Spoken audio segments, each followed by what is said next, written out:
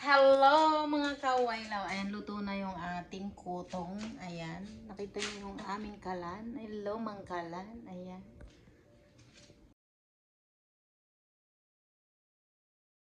Sakit ng ulo ko. Kanina pa kasi ako nag-ano nito.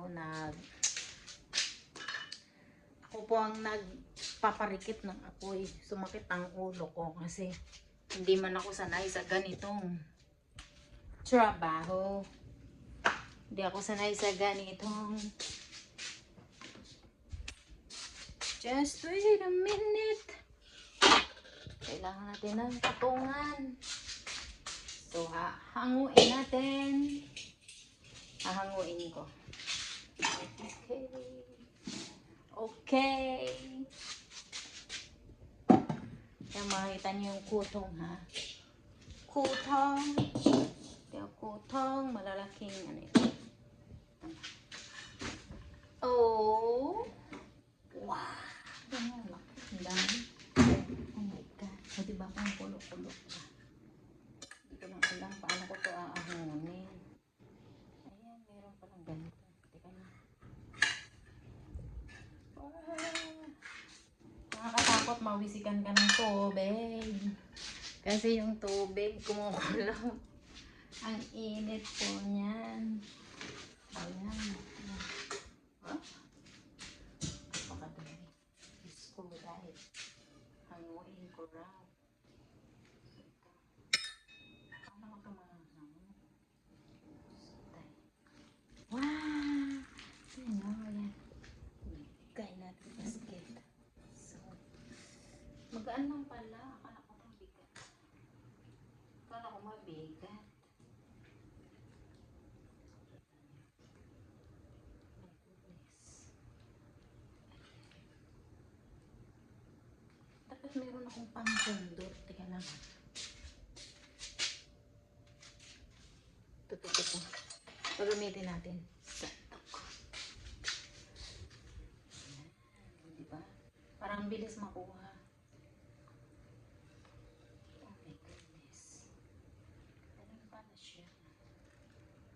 Oh my God. Ang bigat. Ang bigat. Ayusin natin. Kasi baka mapipi yung isa mapirat. Oh my God. Ang init. Tayo mo naman. May isa pa.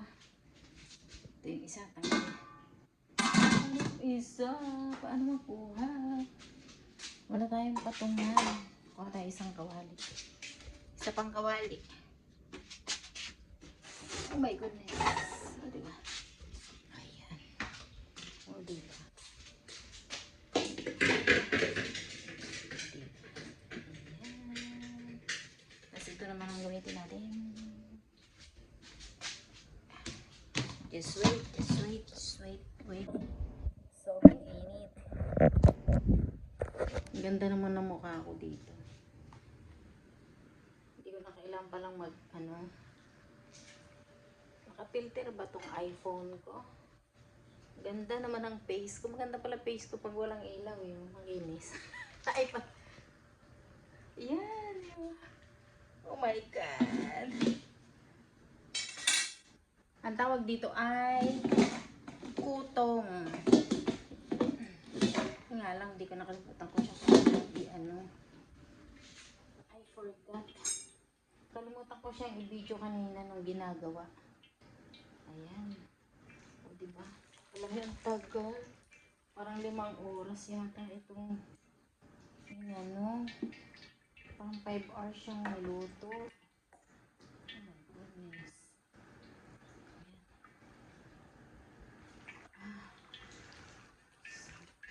Yung isa dito natin nilaglag. Oh my God. Ang dami. O, diba? Nasa sahig. Suman.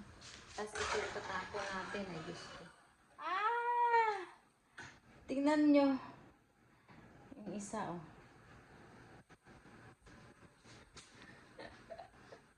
Ilabas ko. Tingnan natin doon sa labas. Just wait. Ayan. Alam nyo po, ang daming purpose ng kawali na to. Dito rin niluluto yung tubig pampaligo namin. Yan. So, ngayon ang gawin natin. din ko yung tubig. Tapos natapon natin sa labas. Sa labas. Ayaw ko. Skulay. Dito na lang. Abon ko sa ano. Alam niyo po, sobrang init oh. Katakot. Ayaw. Alam mo, itong bahay ni Lula, matagal na to. Pinaunang panahon. Kasi si Lula namatay is 99 years old. So, ito pa ay bahay ng kanyang magulang. So, si Lula po ay, kung buhay pa is 99, 100. Magwa 102 years old na siya. Kasi umalis ako dito, namatay siya is 99 years old. So, 2 years na akong wala. 3 years na nito. Kasi alam ko 23 siya namatay. Oo. So yun na ang February. So 102 years na nga siya. Ayan. Sobrang init, grabe. Init.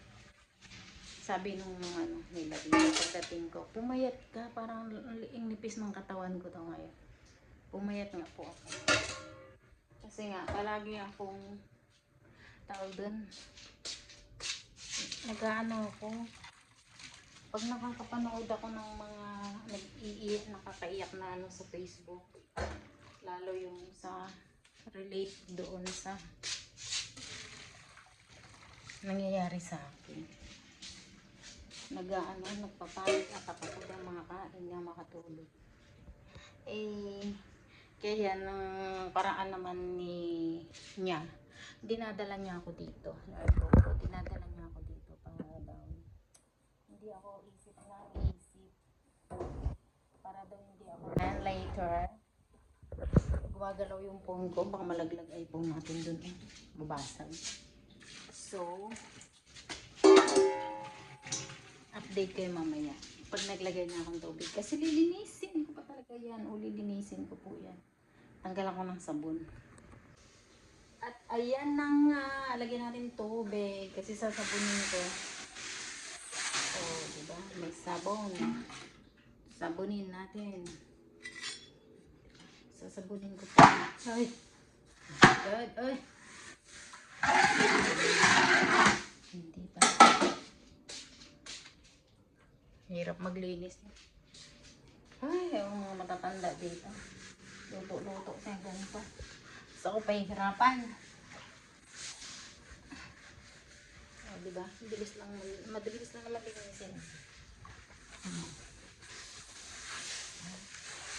Kasi, pag nalinis ko to, lalagyan ko naman siya ng tubig pampaligo namin mamaya.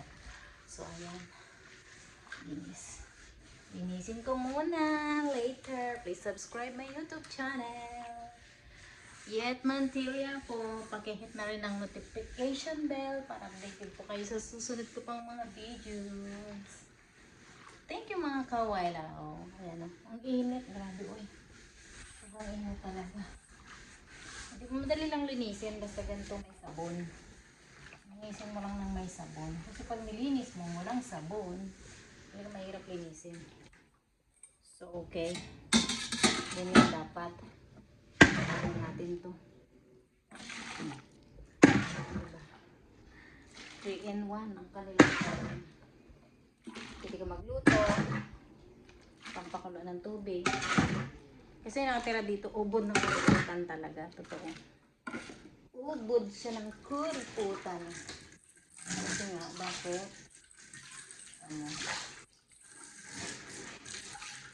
Ano siya? Tawag doon. Yung tubig dito, ang makina deep well. Kaya pag umuulan ang itim ng tubig, di ka makakain, di ka makaligo. Kasi nga yung tubig, yun din sinasabaw sa kanin.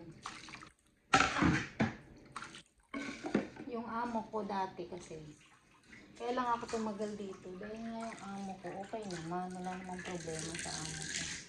Ito lang talaga yung nakatira dito. Talagang kuripo talaga sila.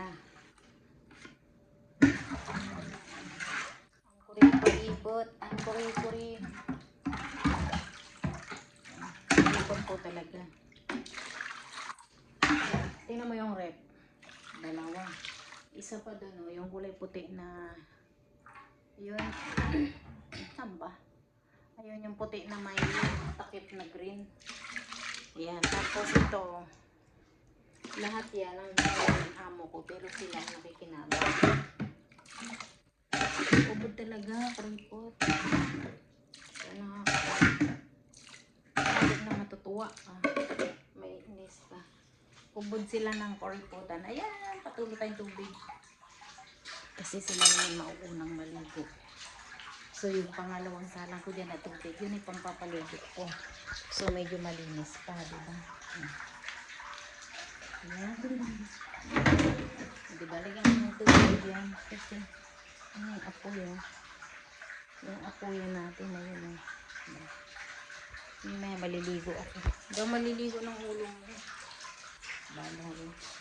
So, ang dami kong urong ang magic kala ni Lola. O, diba? Tama naman yung kala, napakaliit. Napakadumi dito. Nakakaya. Ano ba yun? Ang daming kahoy. O, gatong. Yan, gatong. Sige, abangan nyo ako. Magbigatong ako. Wait. Tutungan ko to para kasi mamaya maliligo na. Diba yan o, maliligo. Ikaw pala ang hanap ko. Diba? Ganyan dapat.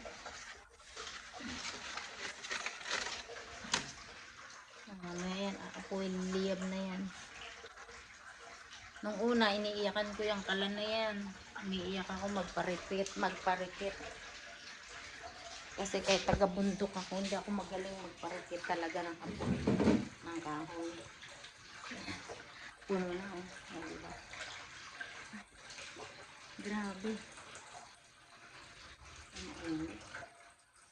Habang kanina, nagkapalang ako niyan, nagbantay ako niyan. Pumunta ako nung kay Catherine Halili na premium. Nakakatuwa sila. Parang pakiramdam ko tuloy hindi ako 50 years old. 50 anyos.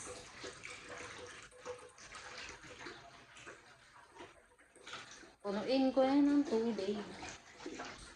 Iskalan.